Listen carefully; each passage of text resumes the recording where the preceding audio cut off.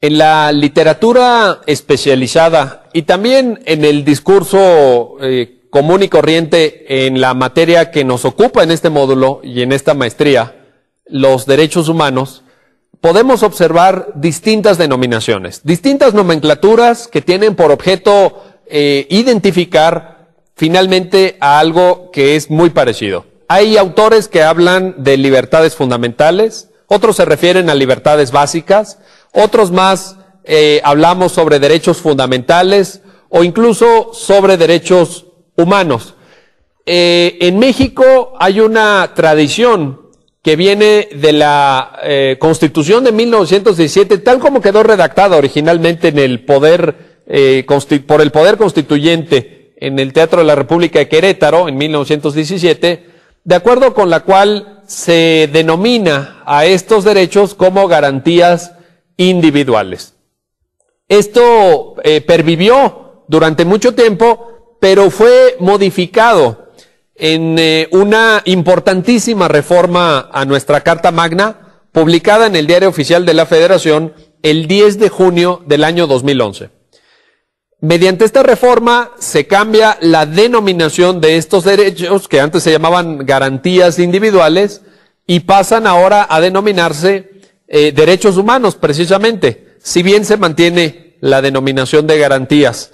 Esto ha llevado a que algunos analistas, algunos estudiosos, confundan el concepto de garantías con el concepto de derechos, lo cual desde el punto de vista técnico no es apropiado. ¿A qué me refiero?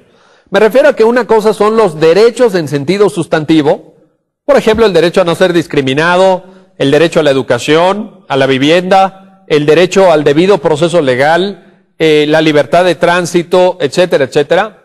Y otra cosa son las garantías de estos derechos, entendiendo por garantía el instrumento procesal de tutela de los propios derechos. Pero no podemos confundir derechos, llámese humanos o fundamentales, con sus medios de protección. Sería tanto como decir que es lo mismo la libertad de expresión que el juicio de amparo, y esto no es así.